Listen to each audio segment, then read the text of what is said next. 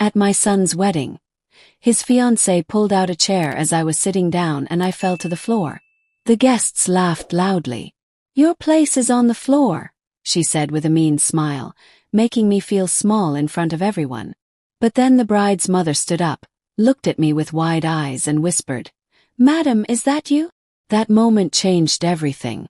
I'll tell you everything. First, let me thank you for watching Granny's Voice. Please subscribe and tell us where you're watching from in the comments. We might give you a shout out in our next video. Today's special shout out goes to Joyce Williams from Detroit, Michigan. Thank you for being part of our family. Now, let me tell you everything. The sound of a car door slamming made me drop my knitting needles. Yarn rolled across my small living room floor as my son Marcus rushed through the front door. "Mom, you won't believe what happened." He stopped, bouncing like a little boy even though he was 30 years old. I set down my knitting project, a baby blanket I was making for Mrs. Peterson next door. The afternoon sun came through my lace curtains, making pretty patterns on my old sofa. "What's got you so excited, sweetheart?" I stood up slowly, feeling my old bones creak after sitting for so long. His eyes were shining brighter than the Christmas lights we used to hang together when he was small. He held up his phone like it was treasure. Isabella said yes. "Look, Mom, look at this picture." I wiped my hands on my apron and took his phone carefully. My fingers, wrinkled from 70 years of washing dishes and folding laundry, left small smudges on the screen. The picture showed a fancy restaurant with shiny floors and expensive decorations.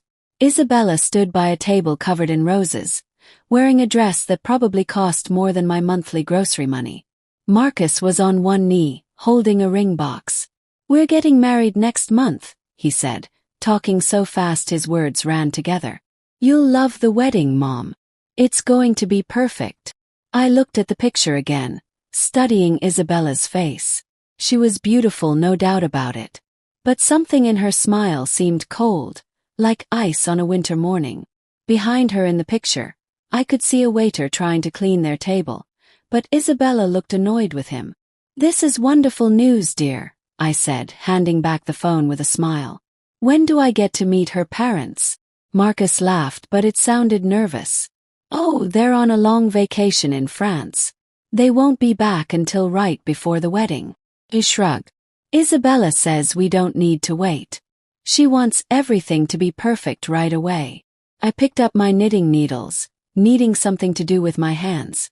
"Next month is pretty quick," I said gently. "Are you sure you have enough time to plan everything?" "I know." He spun around my small living room, bumping into my old rocking chair. "Isabella says when you know you love someone, you don't wait. She's already picked out the perfect place and ordered the flowers and everything." The clock on my mantel ticked loudly. It was the same clock my husband had given me 40 years ago. "She must be very organized," I said, watching his face. "Show me that ring picture again," I said, moving closer. He held the phone out proudly, and I studied the diamond carefully.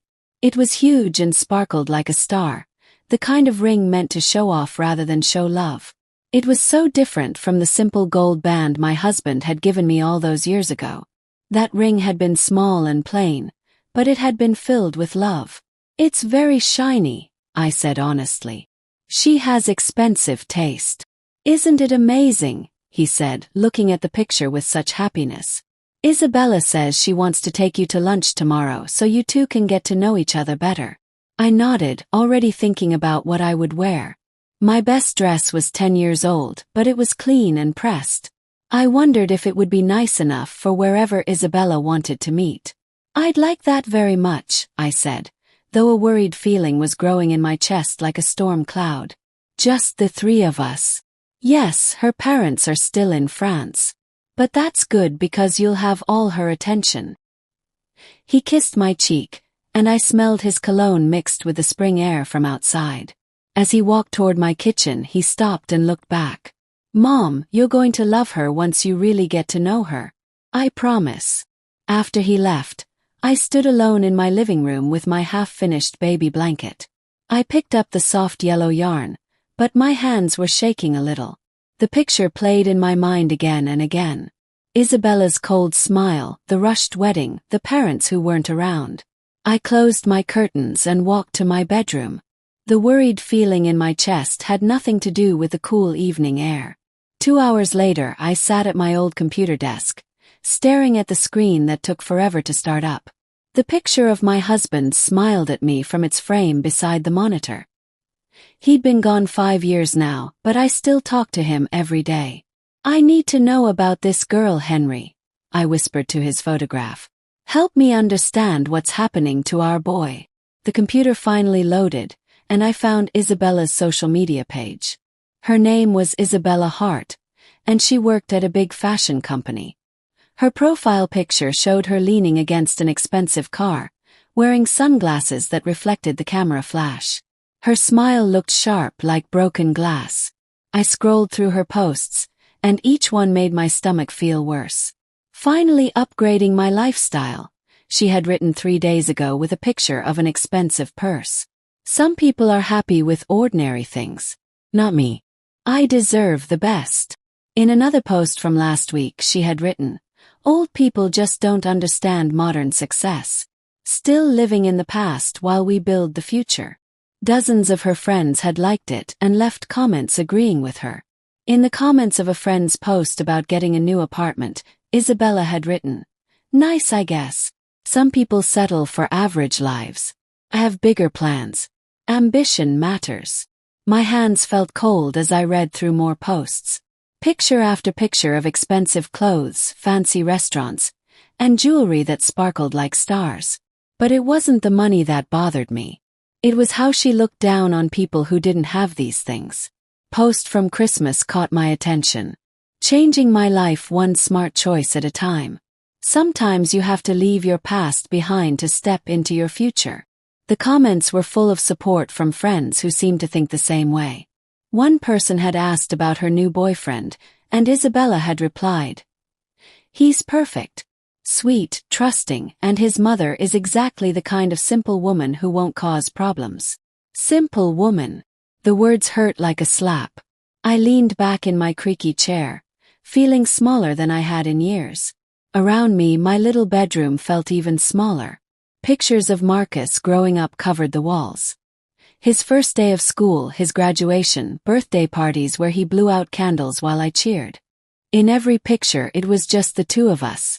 After his father died, it had been my job to take care of him alone. I worked 2 jobs to pay for his college, cleaning offices at night and working at the grocery store during the day.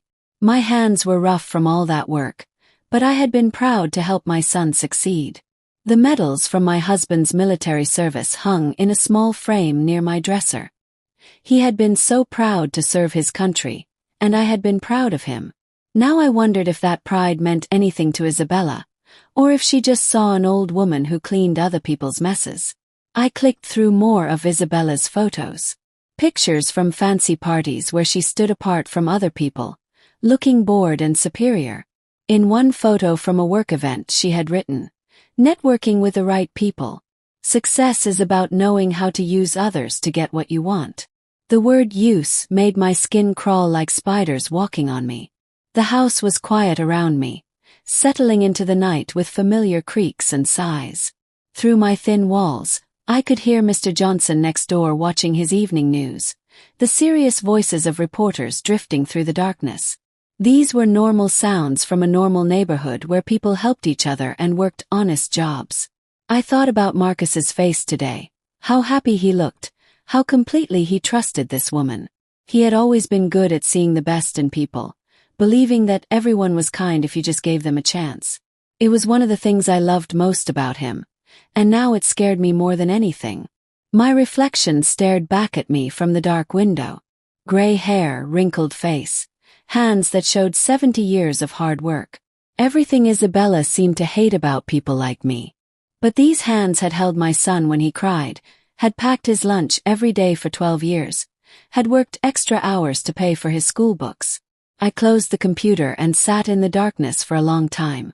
Tomorrow I would meet Isabella face to face. I would look her in the eye and see if the woman matched the cruel voice in these posts. I would give her a chance to prove my worries wrong. But if she was what these posts suggested, if she saw my son as just another step up to a better life, then I would need to find a way to protect him without destroying his faith and love. The picture of Henry seemed to nod in the dim light from the street lamp outside. I touched my wedding ring, still on my finger after all these years, drawing strength from the metal that had witnessed decades of true love. Tomorrow I would begin to learn what kind of woman wanted to marry my son. I woke up the next morning with Isabella's social media posts still burning in my mind. Sleep had come in pieces, interrupted by dreams of Henry warning me about women who saw love as a business deal. The morning sun struggled through my bedroom curtains, casting weak light across the room where I had raised Marcus alone for 25 years. The phone rang while I was buttering toast, my breakfast routine unchanged for decades. Marcus's voice bubbled through the speaker, still excited about his engagement. "Mom, good morning. Did you sleep well?" Isabella couldn't sleep at all. She kept looking at her ring. "Good morning, sweetheart. I'm glad she's happy." I set down the butter knife, focusing on keeping my voice steady. "So about today, Isabella made reservations at the Crystal Room for noon. Do you know it? It's downtown near the art museum. She says it's one of the city's best-kept secrets." I knew the name from newspaper ads I'd never had reason to read. The kind of place where lunch cost more than I spent on groceries in 2 weeks. "Sounds fancy," I said, already wondering if my best dress would be appropriate. "Oh, it is. Isabella has such refined taste. And Mom, her parents are still in France. They won't be back until just before the wedding. But that's perfect because today will be all about you two getting to know each other." 2 months in France, the kind of casual luxury that spoke of serious money. I thought about my own vacations, day trips to the lake or visits to the local museum. "When did they leave?" I asked. "Right after New Year's. They're doing some kind of extended art tour. Paris, London, Rome. Isabella says they travel for months at a time." "Isn't that amazing?" Amazing or convenient, I thought, but kept it to myself. "Well, I'm looking forward to meeting your young lady properly," I said. "Noon, you said." "Yes. And Mom, dress nice, okay? Isabella really values making good first impressions." After she hung up, I stood in my small kitchen, looking around at the home I'd worked so hard to keep. The refrigerator was covered with Marcus's artwork from elementary school, photos from his college graduation, memories of a life built on love rather than money. The morning light showed every worn edge, every place where I'd chosen function over beauty because my budget demanded it. I spent the morning getting ready like I was preparing for a job interview. My best dress, navy blue with tiny flowers, purchased for Marcus's college graduation, hung from my closet door while I wondered if it would be good enough for the Crystal Room. The fabric was good quality, but it was 5 years old and showed the careful mending I'd done on a small tear near the hem. In the bathroom mirror, I studied my reflection honestly. 70 years old, hair more gray than brown, face marked by decades of worry and laughter and the stress of single parenthood. My hands showed scars from years of cleaning and cooking, calluses that spoke of honest work, not the smooth hands of someone who made their living in an office.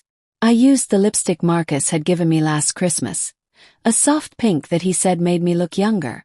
I'd accepted it with a smile, knowing he worried about me in ways that made me feel like the child and him like the parent. The dress fit well enough, though it felt strange after months of house clothes and comfortable shoes. I'd kept myself healthy despite my age, walking to the grocery store every day and tending my small garden behind the house. As I adjusted my pearl necklace, Henry's wedding gift from 50 years ago, I thought about the questions I wanted to ask without seeming nosy.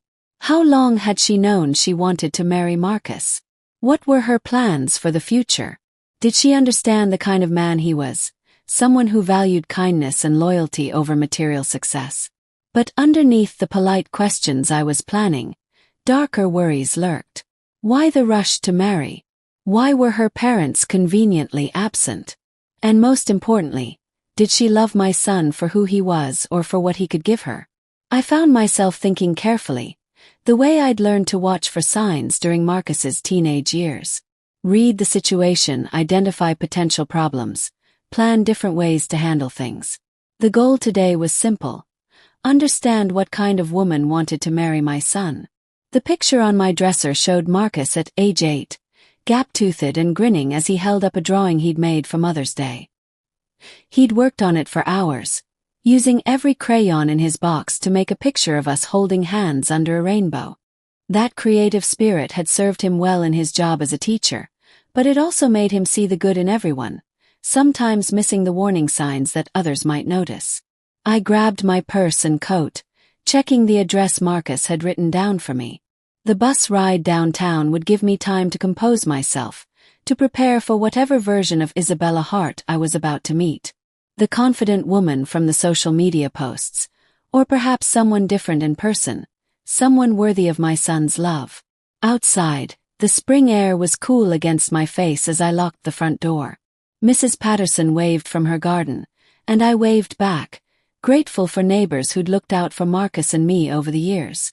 As I walked toward the bus stop, I realized I was approaching this lunch the same way I'd once approached parent-teacher conferences when Marcus was struggling in school. Alert, prepared, but hoping for the best outcome. Today, I would learn whether my son had chosen a partner who would cherish him or someone who saw him as a means to an end.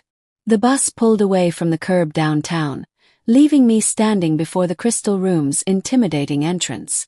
Sparkling chandeliers gleamed through enormous windows, and a doorman in a white uniform opened the door with practiced elegance. I smoothed my dress one final time, feeling the weight of every dollar this place would cost. Inside, marble floors reflected soft lighting, and other diners spoke in quiet voices. Their clothes looked expensive, more than my monthly rent payment. The hostess, a young woman with perfect hair and a smile that seemed practiced, looked me up and down with barely hidden judgment. "I'm meeting the Hart party," I said, keeping my voice steady. She led me through tables where women wore jewelry that sparkled with each movement, and men checked watches that caught the light like small mirrors. I spotted Marcus immediately, his face lighting up as he waved from a corner booth. Beside him sat Isabella, checking her phone with the casual attitude of someone used to keeping others waiting. "Mom!" Marcus stood as I approached, but Isabella remained seated until the last possible moment, rising slowly as if the effort bothered her. "Mrs. Reyes." Her handshake was brief and limp, lasting exactly long enough to avoid being rude. "Marcus has told me so much about you." The way she said it suggested he had told her too much for her liking. "It's nice to meet you properly, dear," I replied, settling into the chair across from them. "Congratulations on your engagement." Isabella's smile was all teeth and no warmth. "Thank you. We're very excited about our future together." She raised her hand to signal the waiter, not asking what we might want to drink. "We'll have the champagne service today," she announced when the waiter arrived. "The expensive bottle." No discussion, no question about what I might prefer. The waiter nodded respectfully and disappeared. "So, Mrs. Reyes," Isabella leaned back in her chair, looking at me like a scientist studying a bug. "Marcus tells me you worked very hard to support him. That must have been exhausting." The pause before exhausting carried hidden meaning. "I did what any mother would do," I said simply. "I took care of my child." "How admirable," she laughed, but the sound had sharp edges. "I work in fashion myself. High-end design, exclusive clients. A completely different world, I suppose." Marcus reached across the table to squeeze my hand. "Mom worked 2 jobs to pay for my college. She's the strongest person I know." "2 jobs," Isabella repeated, checking her expensive watch openly. "How exhausting for someone your age.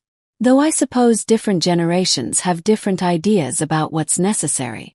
The champagne arrived, and Isabella performed an elaborate tasting show while the waiter waited. She nodded approval as if she was doing him a favor, then gestured for our glasses to be filled without asking if we even wanted champagne. "Marcus has been telling me about your charming little house," she continued, swirling her glass. "So quaint, very working class. I imagine the sense of community must make up for other limitations." "What limitations?" The question escaped before I could stop it. Isabella's smile widened like a cat who had caught a mouse. "Oh, nothing specific. Just that once you've experienced certain standards of living, it becomes difficult to appreciate simpler pleasures. But that's generational, I think. Your generation values different things. Such as? Asked, feeling my cheeks grow warm. Traditional values, I suppose. Working hard just for the sake of working rather than working smart. Loyalty to outdated ideas rather than adapting to modern success. She gestured around the expensive restaurant. Places like this, for instance. Your generation might see them as wasteful, while we see them as investments in experiences that matter. Marcus shifted uncomfortably. Isabella, Mom appreciates nice things too. Of course she does, Isabella interrupted smoothly. I didn't mean to suggest otherwise. It's just different perspectives on value and achievement. She turned back to me, her eyes cold as winter ice. Tell me, Mrs. Reyes, what do you consider your greatest accomplishment? The question was a trap, beautifully set. Answer with pride, and she'd find a way to make it seem small. Answer with humility, and she'd take it as proof of limited ambition. Raising Marcus, I said without hesitation. Admirable, she nodded, but her eyes showed calculation. Single parenthood must have been challenging. Limited resources, I imagine. No wonder Marcus appreciates having someone who can provide properly for his future. The words hit like slaps, each one perfectly aimed to hurt. Marcus's face turned red with embarrassment. Isabella, please stop. Stop what? Her voice was innocent, but her eyes glittered with cruel amusement. I'm simply acknowledging your mother's sacrifices. And now that I'm in the picture, those days of struggle are over. Marcus deserves the finer things in life. Don't you agree, Mrs. Reyes? I gripped my napkin until my knuckles went white. Around us, crystal clinked against china, creating a soundtrack of wealth and privilege that suddenly felt suffocating. The waiter approached with menus, but Isabella waved him away dismissively. Actually, I think we should get the check now. The waiter returned with a leather folder, placing it beside Isabella's elbow with practiced discretion. Through the crystal and candlelight, I watched my son's fiancé examine the bill with theatrical attention, her eyebrows rising in mock surprise. Well, well, she said, sliding the check across the white tablecloth toward me with deliberate slowness. I believe tradition says the groom's mother should handle lunch. The number on the bill made my heart sink. $180, more than I spent on groceries in a month. Isabella, that's not necessary, Marcus started. His voice strained and embarrassed. Nonsense, sweetheart. She waved his objection away without looking at him.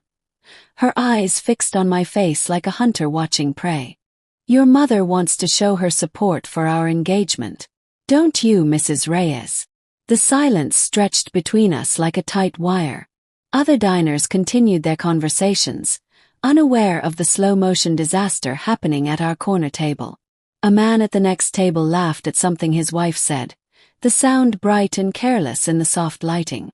Of course, Isabella continued, leaning back in her chair with satisfaction.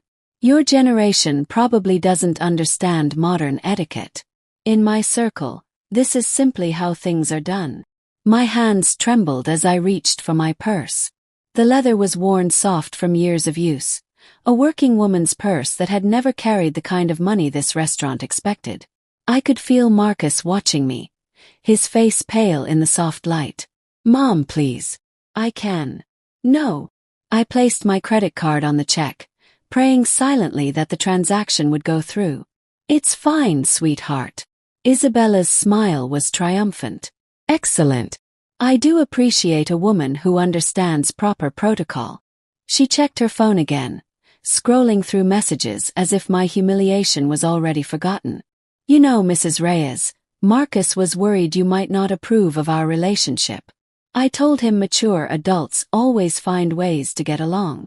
The word mature landed like another slap. Around us, the restaurant hummed with quiet prosperity, the clink of expensive silverware, the whisper of silk and cashmere, the soft laughter of people who belonged in places like this. I had never felt more like an outsider in my entire life. I simply believe in treating people with kindness, I said carefully. Kindness.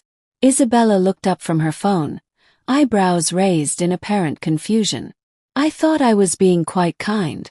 After all, I'm honoring traditional customs. Some women in my position might insist on modern arrangements, but I understand the importance of letting older generations feel useful. Marcus's water glass shook in his hand. Isabella, please stop. Stop what, darling? I'm simply having a conversation with your mother. Her tone was sweet as honey, but her eyes glittered with malicious pleasure. Unless she's uncomfortable with honest discussion about our different backgrounds. The waiter returned with my credit card and a receipt. I signed it with a hand that trembled slightly, adding a tip that was painful but necessary to maintain dignity in front of the staff. $198 total. Nearly 2 weeks of grocery money. There we are, Isabella said brightly, as if she had done me a great favor. Nothing like a good meal to bring family together. Though I suppose this is quite a step up from your usual dining experiences, Mrs. Reyes. I stood slowly, my chair scraping against the marble floor. The sound seemed to echo in the sudden quiet that had fallen over our table. Marcus looked up at me with eyes that held growing horror and understanding. Thank you for lunch, Isabella continued, still seated, still smiling. I'm sure Marcus will appreciate seeing how well his 2 favorite women get along. The casual cruelty of it, the way she had orchestrated my humiliation while making herself look generous, took my breath away. This wasn't nervousness or social awkwardness. This was deliberate character destruction performed with surgical precision in front of my son. Mom, Marcus whispered, standing as well.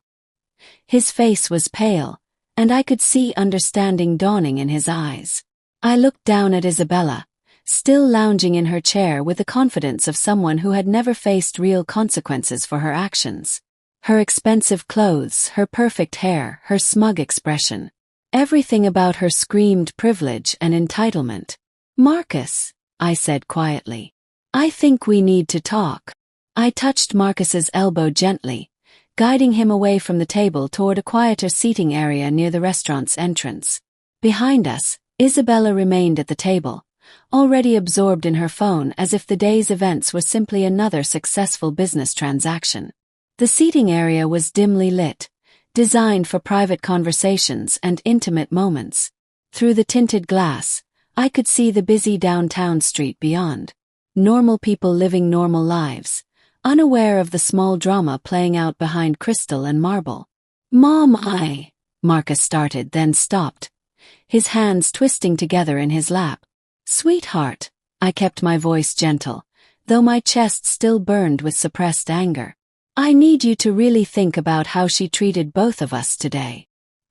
He stared at the table between us, avoiding my eyes. Maybe she was just nervous. First meetings are hard, and she knows how important you are to me. Was that nervousness? I asked quietly. The way she spoke about our house. The way she made me pay while acting like she was being generous. His face flushed red, but he still wouldn't meet my eyes. She's used to a different world, Mom. Different customs. Maybe it just seemed normal to her. Marcus, look at me. He raised his head reluctantly, and I saw my little boy again, the child who used to crawl into my lap when the world felt too big and scary. A woman who truly loves you would never deliberately humiliate your mother, I said. She wouldn't mock the house where you grew up or dismiss the work that put food on your table and paid for your education. But I love her, he whispered, and the words sounded like a plea for help. And she says she loves me. I believe you love her. But honey, love isn't enough if it's not given back the same way. I reached across the table, covering his hands with mine. I've seen women like her before. They start with small cruelties and build from there. Today was a test to see how much I'd take, how much you'd excuse. He was quiet for a long moment, staring at our joined hands. When he spoke, his voice was barely audible. I saw how she looked at you. That wasn't nervousness, was it? No, sweetheart. It wasn't. She's never talked to me that way, he said quickly, as if defending her could make the afternoon's events disappear. She's always been sweet and loving with me. I'm sure she has been. You're handsome, successful, kind. Everything a woman like her wants to acquire. The word tasted bitter in my mouth. But acquisition isn't love, Marcus. Love means cherishing what someone values, not attacking it. Tears gathered in his eyes, and I felt my heart breaking for him. What if you're right? What if I've made a terrible mistake? The question broke my heart into a million pieces. I thought of all the times I'd watched him struggle with decisions, wanting to protect him from every disappointment but knowing he needed to learn to trust his own judgment. Then you figure out what to do next, I said simply. And you remember that whatever happens, you're not alone. You have someone who loves you for exactly who you are, someone who would never ask you to be ashamed of where you come from. He wiped his eyes with a cloth napkin, leaving small dark spots on the expensive fabric. I thought I was so smart, so independent. How did I not see this? Because you have a good heart and you believe the best in people. Don't ever let anyone make you think that's a weakness. I squeezed his hands tighter. You deserve someone who honors what you value, not someone who sees your love as a step up the social ladder. Through the seating area's glass partition, I could see Isabella still at our table, now speaking on her phone. Her body language was relaxed, confident, a woman who believed she had won an important victory. I keep thinking about the way she talked about our house, Marcus said slowly, like it was something embarrassing instead of home.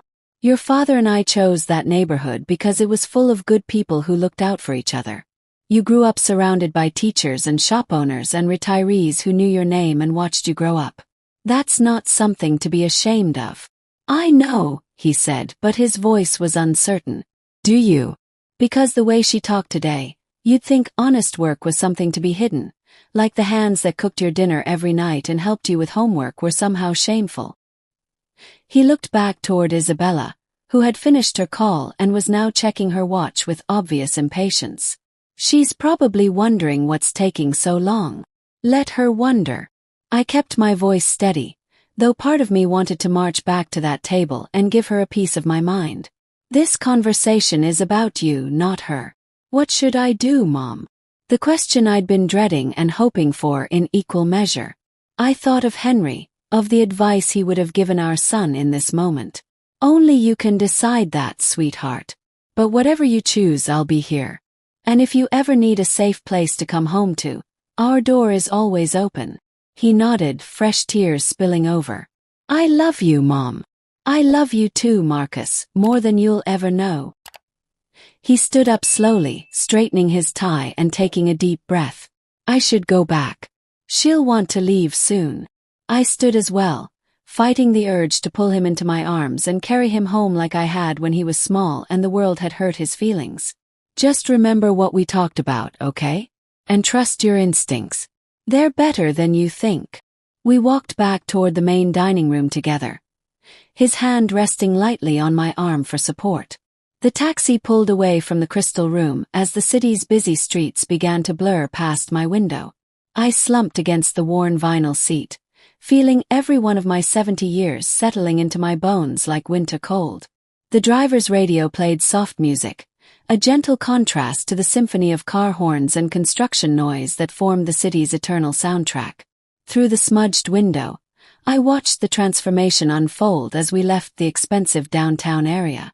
Towering glass buildings giving way to older brick structures, designer storefronts replaced by family-owned shops and small cafes.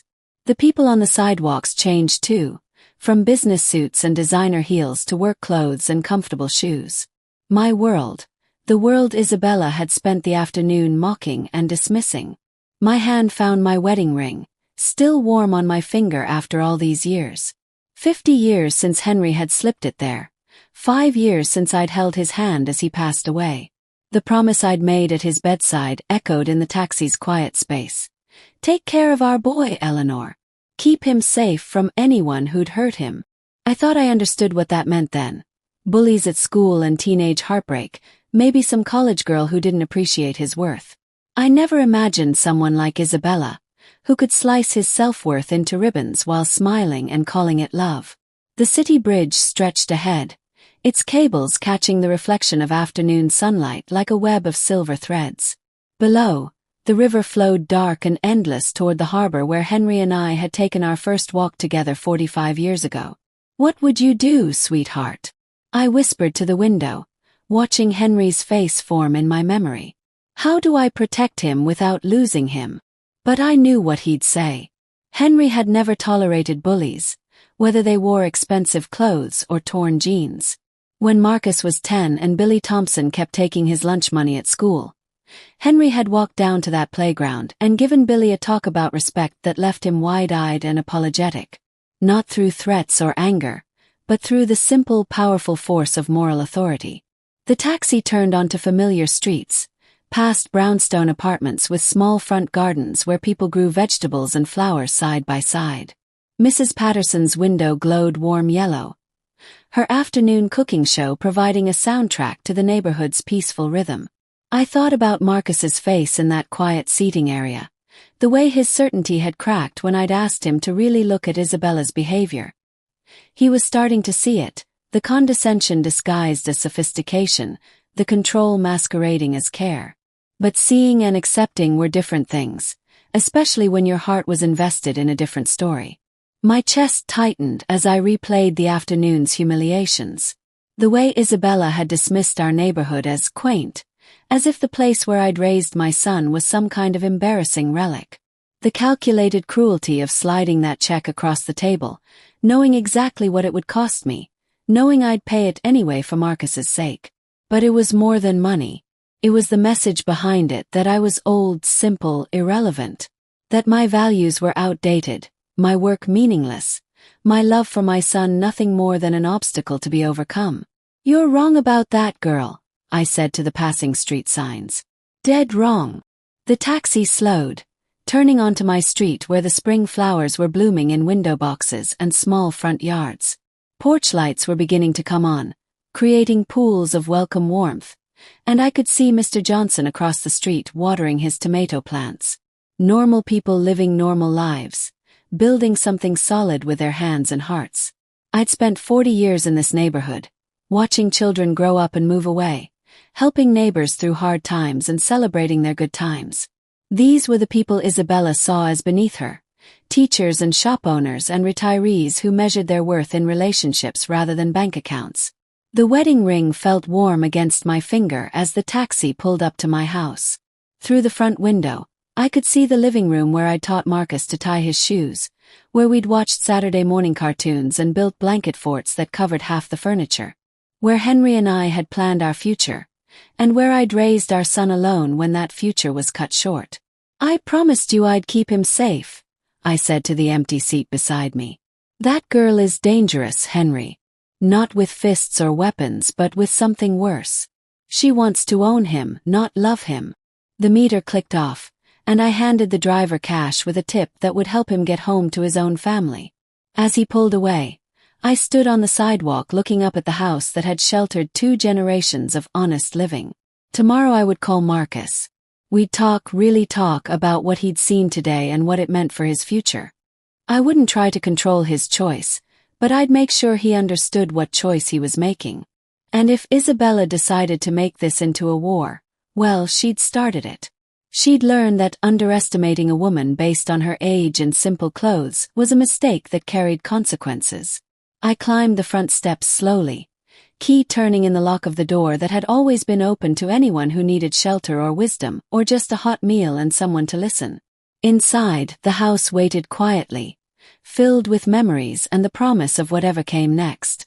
6 weeks had passed since that awful lunch. 6 weeks of careful phone calls and gentle conversations. Marcus had been asking questions about respect, about relationships, about the difference between love and possession. Each conversation made Isabella more frustrated, more desperate to regain control over the situation.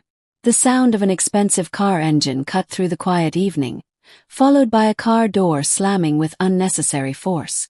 Through my front window, I watched Isabella stride up my walkway, her designer coat flowing behind her like a battle flag. She didn't knock, she pounded on my door like she owned the place. I opened the door to find her standing on my porch, her usual polished appearance cracked and ugly underneath. Without invitation, she pushed past me into my living room, her eyes taking in the modest furniture and family photos with obvious disgust. "We need to talk," she said, spinning to face me with anger blazing in her eyes. "Right now." I closed the door slowly, keeping it unlocked. "About what, dear? Don't play dumb with me." Her voice was sharp and aggressive, nothing like the sweet tone she'd used in front of Marcus. Marcus has been different since that lunch. He's asking questions, having doubts. I know you've been poisoning his mind against me. Have I? I kept my tone calm, watching her pace around my living room like a caged animal. What exactly do you think I told him? You told him I was disrespectful, that I don't value family. You made him question everything about our relationship. I told him what I observed. Nothing more, nothing less. Her laugh was harsh and bitter. Right. The concerned mother act.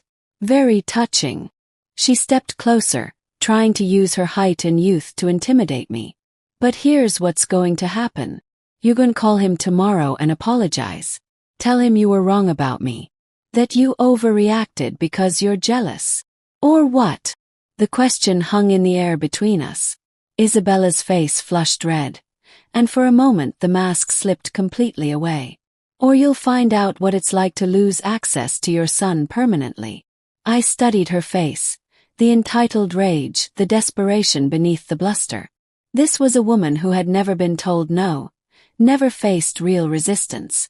In her world, money and status solved every problem, bought every compliance. "Young lady," I said quietly, "I think you're forgetting yourself." "Am I?" She pulled out her phone, waving it like a weapon. "One call to Marcus right now. I tell him you threatened me, that you're trying to break us up out of jealousy. Who do you think he'll believe? His loving fiancé or his bitter, lonely mother? Is that really how you want to play this?"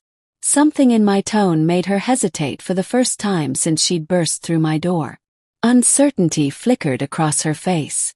I stood perfectly still, hands relaxed at my sides, but something about my posture made her take a half step back.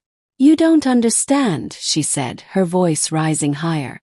"I've worked too hard to get where I am. I won't let some old woman ruin everything I've built." "And what exactly have you built?" "Success. Money. A future." She gestured wildly around my modest living room. "Things you wouldn't understand. Real achievement, not just this." "This," I said, indicating the photos of Marcus's childhood on the mantelpiece, "is a son who knows he's loved unconditionally. This is 30 years of bedtime stories and scraped knees and homework help. This is what actual achievement looks like." "Sentimental garbage," she spat, but her voice had lost some of its edge. "The world doesn't run on bedtime stories, old woman. It runs on power and money and knowing how to use both. Maybe your world does." I moved slightly, not threatening, but positioning myself between her and the deeper parts of my house. "But Marcus comes from a different world, one where character matters more than bank accounts." She was sweating now despite the cool evening, her expensive blouse starting to stick to her skin. "He'll choose me. When it comes down to it, he'll choose the life I can give him over whatever this represents." "Will he?" asked mildly. "Because from what I've seen lately, he's starting to understand the difference between being provided for and being valued." For a moment I thought she might actually try to hit me. Her whole body tensed, hands curling into fists. But something, maybe the way I stood perfectly calm, maybe some instinct that warned her she was out of her depth, made her check herself. "This isn't over," she said, but the words lacked conviction. "Marcus is mine. He chose me, not this, not you. Marcus isn't property, dear. He doesn't belong to anyone." She headed for the door, then turned back one more time, trying to regain some of her lost authority. "You have no idea who you're dealing with." "Actually," I said quietly, "I think I have a pretty good idea."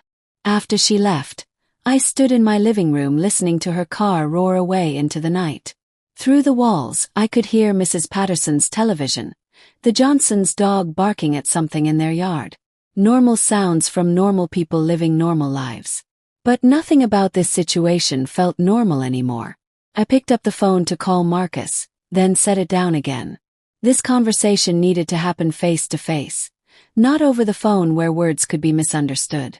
The next afternoon, I stood outside Marcus's apartment building downtown, a small bouquet of sunflowers clutched in my weathered hands. They had always been his favorite, bright and cheerful like his personality. The doorman recognized me from previous visits, smiling warmly as he announced my arrival. "Send her up," came Marcus's voice through the intercom, surprised but pleased. The elevator ride to the 8th floor gave me time to organize my thoughts. How do you tell your son that his fiancée came to your house making threats? How do you balance honesty with the need to let him make his own choices? He opened the door before I could knock, and I was struck by how tired he looked. Dark circles shadowed his eyes, and his usual bright smile seemed forced and strained. "Mom!" He stepped aside to let me enter. "What brings you here? Is everything okay?" "These are for you," I offered the sunflowers, watching his face soften as he recognized their significance. "And I wanted to talk about something important." His apartment was nice, decorated with the comfortable furniture and warm colors that reflected his teaching salary and practical nature. But I noticed how clean it was, as if he'd been cleaning obsessively to keep his hands busy. "Let me put these in water," he said, disappearing into the kitchen. "Coffee. I just made a fresh pot." "That would be lovely, sweetheart." When he returned with 2 steaming mugs, we settled on his comfortable sofa, nothing fancy but soft and inviting. He tucked his legs beneath him like he used to as a child, and for a moment I saw my little boy again. "I want you to know," I began carefully, "that whatever happens with Isabella, I love you completely. Your happiness is the most important thing to me." He nodded, but his eyes were wary and tired. "But I also need you to know that Isabella came to see me last night." His coffee mug stopped halfway to his lips. "She what?" "She was very angry. Said you'd been asking questions, having doubts. She wanted me to call you and apologize, tell you I was wrong about her." I kept my voice steady and factual. "When I refused, she made some threats about cutting off my access to you." Marcus set down his mug with shaking hands. "I can't believe she would. I mean, I knew she was upset about things, but to come to your house. How did she act when she came home last night?" She was quiet for a long moment, staring into her coffee with growing understanding. "Agitated. Angry. She said she'd had a difficult day at work, but now that I think about it." She looked up at me with growing horror in her eyes. "Mom, I'm so sorry. I never thought she would do something like that." "You have nothing to apologize for, sweetheart." I leaned forward, covering his hands with mine. "But I am worried about you. The way she spoke about you last night, like you were something she owned rather than someone she loved." Tears gathered in his eyes, and I felt my heart breaking for him all over again. "I've been thinking about what you said at the restaurant, about respect and how people treat the things you value." He wiped his cheek with the back of his hand. "She's never talked about our neighborhood or our family the way she did that day. Never made me feel ashamed of where I came from. And how do you feel about that now?" "Confused. Hurt." He pulled his hands free, wrapping his arms around himself like he was trying to hold himself together. "I love her, Mom. Really do. But the woman I fell in love with wouldn't threaten my mother. Wouldn't try to cut me off from my family. People don't usually start with the big controlling behaviors," I said gently. "They start small. Criticizing your friends, making you feel guilty for spending time with family, making you question your own judgment." He was nodding, tears flowing freely now. "She has been doing that. Little comments about my choices, about how I should dress when we go out with her friends, about how my teaching colleagues aren't ambitious enough." He looked at me with dawning realization. How did I not see it? How did I let it get this far? Because you loved her. Because you wanted to believe the best. I moved closer, wrapping my arms around him like I had when he was small and the world felt too big and confusing. That's not a weakness, sweetheart. That's who you are. Someone who believes in people, who sees their potential. But what if I'm making a mistake? What if I'm throwing away something good because I'm scared? I thought about Henry, about the promise I'd made to protect our son from anyone who would hurt him. But protection sometimes meant stepping back, letting him find his own strength. Only you can answer that, I said. But I can tell you this. A woman who truly loves you would never try to separate you from the people who matter to you. Love doesn't make threats like that. He cried quietly against my shoulder while afternoon light streamed through his windows, illuminating the simple furniture and family photos that suddenly seemed more important than any expensive decoration. I don't know what to do, he whispered. You don't have to decide everything today, but remember, whatever you choose, I'll be here. Our door is always open, and our love for you never changes. He pulled back to look at me. His eyes red but clearer than they'd been in weeks. I love you too, Mom. So much. I know, sweetheart. I know. We sat together as the afternoon light faded, mother and son reconnected on the foundation of honesty and unconditional love. Whatever came next, we would face it together. May sunshine filtered through the flowering trees of Rosewood Gardens, casting dancing shadows across white chairs arranged in perfect rows. I stood at the edge of the reception area, smoothing my best dress, the same navy one with tiny flowers from Marcus's college graduation, feeling uncertain among the sea of designer formal wear. Guests mingled in expensive clusters, champagne glasses catching the afternoon light like scattered diamonds. I recognized none of them beyond a few of Marcus's teaching colleagues who offered kind waves from across the lawn. Everyone else belonged to Isabella's world. Sleek haircuts, expensive jewelry, conversations about stock options and vacation homes in Europe. The ceremony had been beautiful. Marcus glowed in his father's altered wedding suit.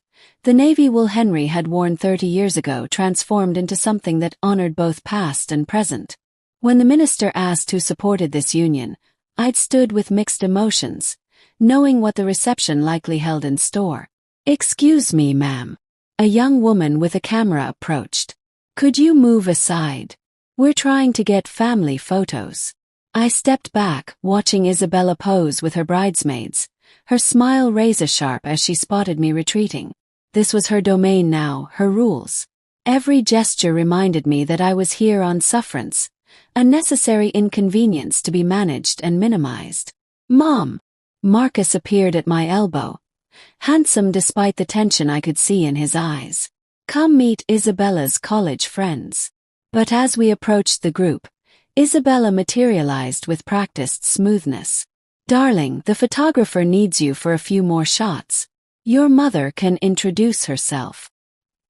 He hesitated, glancing between us with growing unease. But I wanted to. Trust me, we'll have plenty of time for mixing later. Her hand on his arm was possessive, steering him away before he could protest further. Left alone among strangers, I wandered toward the reception tables, reading place cards until I found my name. Table 15, far from the wedding party, sandwiched between Marcus's elderly great-uncle and a couple I didn't recognize. The message was clear, family but barely. You must be Marcus's mother. A woman in pearls and diamonds extended her manicured hand. I'm Charlotte, Isabella's sorority sister. She's told us so much about you. The way she said it suggested the stories hadn't been flattering. All good things, I hope. I kept my voice pleasant. Her laugh was like wind chimes in a hurricane. Oh, you know how Isabella is, so observant about people and their backgrounds. Around us, the reception began to flow like expensive theater. Waiters glided between tables with silver trays, wine glasses refilled before they emptied, conversations humming with the easy confidence of money talking to money. I found my assigned seat and greeted my tablemates. Uncle Fred, who squeezed my hand with genuine warmth, and the Hendersons, Marcus's former neighbors who'd known him since he was 12. For a moment, surrounded by actual family and friends, I allowed myself to relax. That's when I saw Isabella approaching, her predator's smile firmly in place. Mrs. Reyes, how are you finding everything? Up to your standards? The question carried barbs wrapped in silk. Around the table, conversation quieted as people sensed the undercurrent. Everything's lovely, dear, I replied carefully. You and Marcus have done a wonderful job. Well, Marcus had very specific ideas about elegance. I think we've achieved something quite sophisticated. She paused, letting her eyes sweep the lavish surroundings. Though I suppose this is all quite different from what you're used to. Uncle Fred's fingers tightened on his napkin. The Hendersons exchanged uncomfortable glances. Different can be wonderful, I said diplomatically. Oh, absolutely. Variety is the spice of life. Isabella moved behind my chair as the dinner service began. I was just telling some friends earlier about the diverse backgrounds represented here today. Really fascinating sociology. I began to lower myself into the chair, one hand on each armrest, when I felt the sharp pull. The chair jerked backward just as my weight committed to sitting, sending me crashing ungracefully to the polished wooden floor. The impact knocked the wind from my lungs. My dress tore at the side seam. Around me, conversation died as heads turned toward the sound. Oops, Isabella said, her voice carrying clearly across the sudden quiet. Looks like someone's getting a bit unsteady on their feet. Age catches up to all of us eventually. But her eyes blazed with triumph, and in that moment, her mask slipped completely. Maybe you'd be more comfortable closer to the ground anyway. Your place is on the floor. Gasps rippled through nearby tables. Uncle Fred half rose from his seat, shock written across his weathered features. The Hendersons stared in disbelief at behavior that violated every principle of basic decency. From across the reception area, I heard Marcus's cry of distress as he spotted me on the ground, his boutonniere falling forgotten as he rushed toward the scene. I lay there for a heartbeat, feeling every one of my 70 years, surrounded by the silence of 100 people who had just witnessed deliberate cruelty disguised as accident. Through the flowering trees, spring sunshine continued to dapple the reception tables with cheerful light, indifferent to the ugly moment playing out beneath. Behind me, I heard the rustle of expensive fabric and caught a familiar voice saying, "Robert, hurry. We're already terribly late." The late arrivals entered through the garden's main archway, a distinguished couple still showing signs of hasty travel. The woman moved with unmistakable grace despite her casual clothes, scanning the reception with intelligent eyes that took in everything: the uncomfortable silence, the scattered guests, and the elderly woman being helped from the ground. "Darling, there you are," a woman near the entrance waved with relief. "We were so worried about the flight delay." But Margaret Hart had stopped moving entirely, her attention locked on the figure struggling to stand with her son's assistance. Something about the way the older woman held her shoulders, even in distress, triggered a memory buried deep in decades of charitable work and community service. Something about her dignity, her bearing, the way she accepted help without losing her composure. "It can't be," she whispered, leaving her husband Robert's side without explanation. I was dusting off my torn dress when I heard heels crossing the reception area with purpose. Expensive heels, but the sound of someone who had spent decades learning to move with authority and intention. "Madam," the voice cut through the murmur of uncomfortable guests. "Madam, is that really you?" I looked up from straightening my torn side, seemed to find a face I hadn't seen in 15 years, aged but unmistakable. Silver now touched her temples, and lines marked her features, but the eyes held the same warm intelligence I remembered from community fundraisers and charity events. "Margaret." The name escaped before I could stop it. "Mrs. Hart." Her face transformed with recognition and something deeper, the bone-deep gratitude of someone whose organization had been saved and never forgotten. "Eleanor Reyes. I can't believe. What are you doing here?" Around us, guests leaned closer, sensing drama but not understanding its source. Isabella stood frozen, her triumph curdling into confusion as her mother approached the woman she had just humiliated.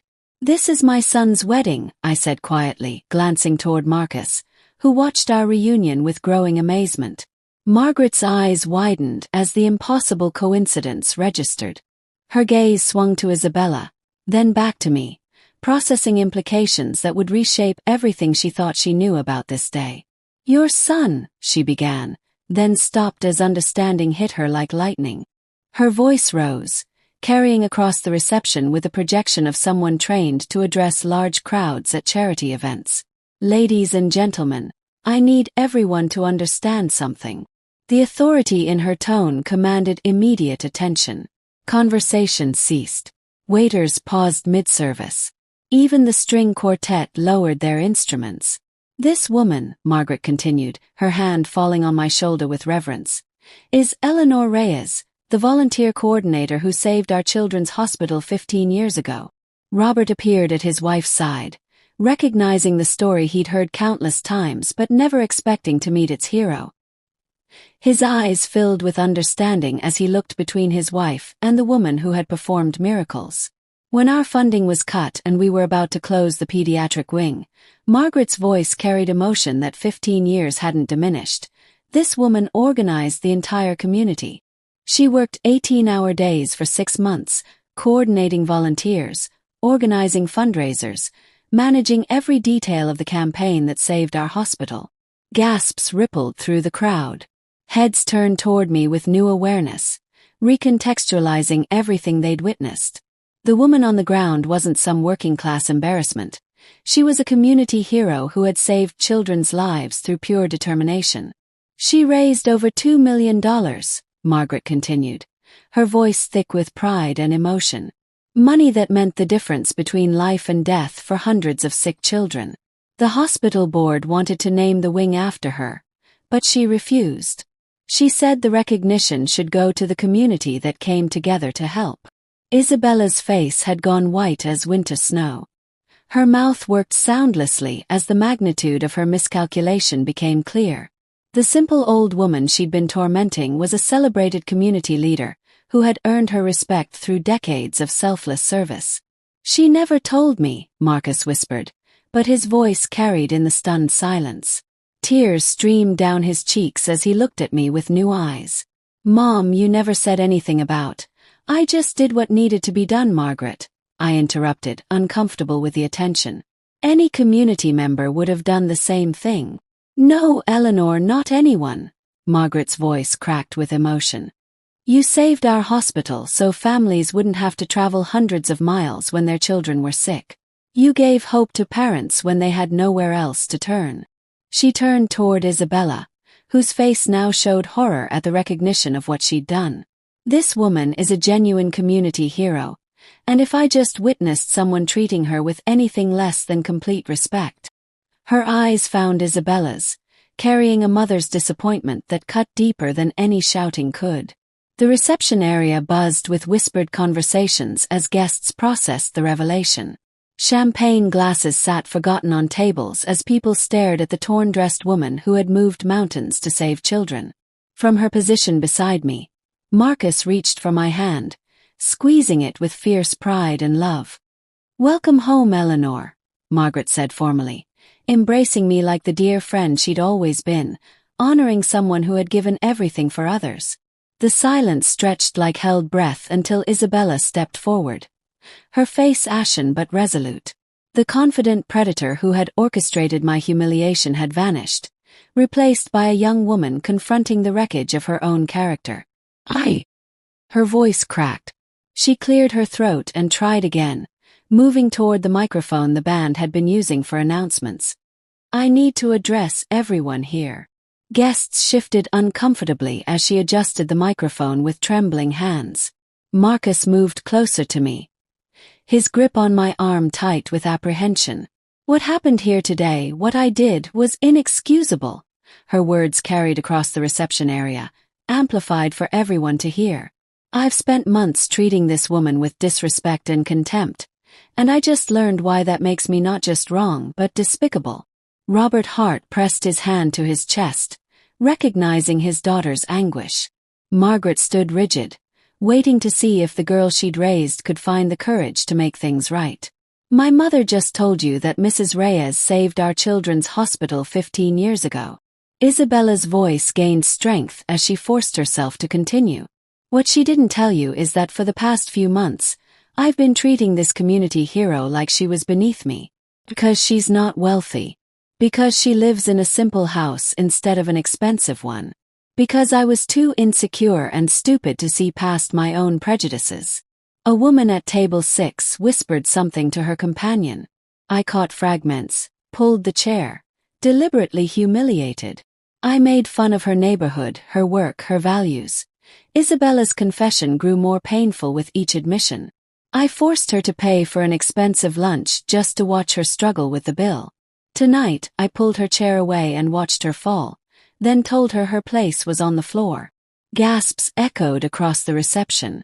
Several guests looked toward me with expressions ranging from sympathy to outrage. The photographer, still holding his camera, seemed unsure whether to document this unprecedented breakdown of wedding protocol. And why did I do all this? Isabella continued, her voice raw with self-recrimination. Because I was afraid. Afraid I'd never measure up to my mother's charitable work. Afraid that Marcus would see I'm not half the woman either of them is. So I tried to tear down someone who deserved only honor and respect. She turned directly toward me, abandoning the microphone to speak from her heart. Mrs. Reyes, Eleanor, I am profoundly sorry. You saved children's lives through your service, and I repaid that gift by trying to humiliate you in front of your son. I don't expect forgiveness, but I'm asking for the chance to earn it. The reception area had gone completely still. Even the catering staff had stopped moving, transfixed by the public dismantling of a woman's pride in service of her conscience. I want to learn from your example, she continued, her voice breaking. I want to become the kind of woman who deserves to be part of your family. The kind of woman who builds others up instead of tearing them down out of fear. Tears streamed down Marcus's face as he watched his new wife strip away every pretense, every defense, laying her flaws bare before God and everyone. Margaret had moved to Robert's side, both parents watching their daughter with a mixture of heartbreak and hope. I stepped forward, feeling the weight of Henry's memory and the promise I'd made to love the people our son loved. Sometimes love meant teaching others how to love him properly. Dear, I said, my voice carrying clearly in the silence. It takes more courage to admit mistakes publicly than it does to make them privately. What matters now isn't what you did. It's what you choose to do going forward. Relief flooded her features as I extended my hand, then pulled her into the embrace her apology had earned. Family means supporting each other through everything, the good times and the times when we fall short of who we want to be. Welcome to our family, I said quietly, for her ears alone. And thank you for loving my son enough to become worthy of him. Margaret approached with tears in her eyes, but her face held the warmth of a mother whose daughter had finally learned the lessons that mattered most. I'm proud of you, Isabella. This is the woman I raised, the one I knew was in there all along. Robert joined our circle, tears flowing freely as he embraced both Marcus and me. I'm so sorry for what you endured, but I'm grateful my daughter found the strength to make it right. The photographer raised his camera hesitantly. Should I? Yes, Marcus said firmly, his arm around my waist and his hand finding Isabella's. Document this, the moment our family really began. As applause began slowly and built to a crescendo, I felt Henry's presence as surely as if he stood beside me. Our son had chosen well, not the woman Isabella had been, but the woman she was becoming. The band resumed playing, couples moved toward the dance floor, and somewhere in the garden's flowering trees, spring sang its eternal song of growth and second chances. If you enjoyed this story from Granny's voice, please give it a thumbs up and tell us in the comments about a time when someone surprised you by changing for the better. Don't forget to subscribe for more heartwarming stories about family, forgiveness, and finding your way home. Click the video on your screen to hear another story that will touch your heart. Thank you for listening to Granny's Voice.